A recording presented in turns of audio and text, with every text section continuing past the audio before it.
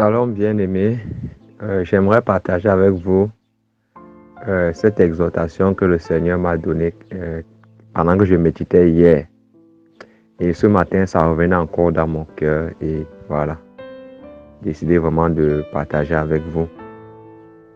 Donc, comme vous avez remarqué, c'est dans le livre d'Esther, le chapitre 4, le chapitre 5, le chapitre 6 et le chapitre 7. Donc, je ne vais pas faire la lecture, mais ceux qui auront le temps pourraient le lire.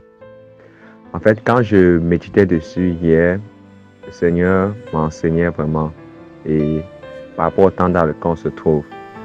Et là, nous avons deux types de personnalités dont la Bible s'intéresse. Il y a un Mardochée qui était serviteur du Seigneur et dirigeant établi par Dieu sur le peuple juif. Et il y a Aman qui était serviteur du roi et qui a été élevé en tant que personnalité la plus haute du royaume qui gouvernait le monde en ce temps-là. Après le roi, il était la personne la plus haute. Et malgré tous les honneurs que le roi lui avait donnés, il n'était pas satisfait, il voulait encore plus. Et à cause d'un homme, Mardochée, qui était fidèle au Seigneur et qui ne voulait pas se prosterner. Donc voilà comment l'ennemi passe à travers Aman pour pouvoir accomplir son dessein. Donc je ne veux pas trop m'attarder sur Aman, mais je veux m'attarder sur le dessein de l'ennemi. Donc voilà un temps dans lequel l'ennemi va prendre des décrets pour détruire un peuple, le peuple juif, le peuple de Dieu, pour détruire une nation. Et quand Mardochée va apprendre cette nouvelle, bien aimé, il ne va pas rester tranquille. De voir comment son peuple est menacé dans la destruction. De voir comment le peuple de Dieu est menacé à la destruction. Et quand tous les Juifs vont apprendre cela, ils vont commencer à entrer dans le jeûne, à se lever pour entrer dans le jeûne, afin que Dieu intervienne. Mardochée, qui était chef du peuple, va entrer également lui dans le jeûne. Donc c'est lui qui va c'est lui qui va conduire le peuple dans le jeûne. Et ayant accompli parfaitement son rôle, Mardochée va aller maintenant voir Esther parce qu'il savait qu'il était limité en termes d'action. Il va dire à Esther que voilà ce qui se passe actuellement pour qu'Esther soit informée de la situation qui concerne son peuple, sa nation. Et il dira à Esther que j'ai accompli mon rôle en tant que chef. Et le peuple, voilà ce que nous pouvons faire par rapport à la situation. Maintenant, c'est à toi de prendre le relais. C'est à toi de jouer ton rôle. Et si tu ne joues pas ne pense pas que parce que tu te trouves dans la maison du roi, tu seras épargné par rapport à ce décret de l'ennemi. Parce que Aman était appelé dans la Bible comme étant l'adversaire des Juifs, c'est-à-dire l'adversaire du peuple de Dieu, l'adversaire de la nation juive.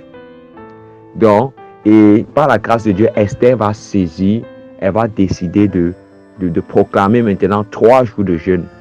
Donc, 3 jours de jeûne en harmonie avec tout son peuple, pour qu'il y ait la délivrance de son peuple juif vis-à-vis des décrets qui ont été mis par l'ennemi.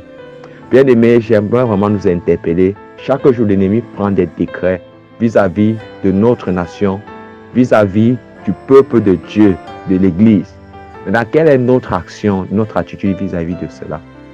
Est-ce qu'on est là, on dort, ou est-ce qu'on se lève? Parce que non seulement ils vont prendre un temps de jeûne et de prière, tout ça là, mais Esther va se lever, elle va passer à l'action. Nous sommes à un temps où il ne suffit pas seulement de jeûner et de prier, mais il faut passer aussi à l'action. Et parce qu'ils vont passer à l'action, l'Éternel Dieu va agir. Esther va dire que je ne veux pas entendre une voix avant d'aller passer à l'action. Même s'il faut que je meure, mais au moins j'aurais fait quelque chose pour le salut de mon peuple. J'aurais fait quelque chose pour le salut de ma nation. Et parce qu'elle avait un cœur bien disposé, la main de l'Éternel fut avec elle. Et il y a eu la délivrance du peuple juif, du peuple de Dieu, de sa nation. Donc, si nous voulons que les choses changent dans notre nation, bien aimés, Ça ne passera pas par quelqu'un d'autre, ça passera par nous. Chacun pour sa part, on doit se lever. On doit se lever véritablement. Chacun doit jouer son rôle. Et Mardochée ici est un peu comme l'image du Saint-Esprit. Parce que le Seigneur a tout accompli à la croix. Maintenant, c'est à nous de jouer notre rôle pour que notre nation change, pour que l'Église change. C'est à nous de jouer notre rôle. Donc, j'aimerais vraiment nous encourager, bien aimés, qu'on se lève de plus en plus. Il est temps de passer à l'action. Ce n'est pas les autres qui vont faire l'action à notre place. Chacun a un rôle à jouer. Donc, soyons vraiment bénis par la grâce de Dieu et que le Seigneur nous aide vraiment à saisir sa pensée dans ce temps et à nous lever de plus en plus, que ce soit dans la prière et à passer aussi à l'action, véritablement, dans l'évangélisation, parce qu'il y a des gens qui ont besoin d'entendre l'évangile.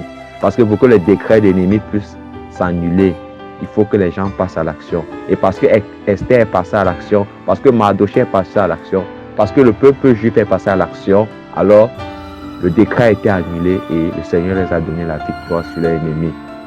Donc vraiment, c'est un peu ça. Donc soyez encouragés et que le Seigneur vous bénisse, que le Seigneur vous fortifie.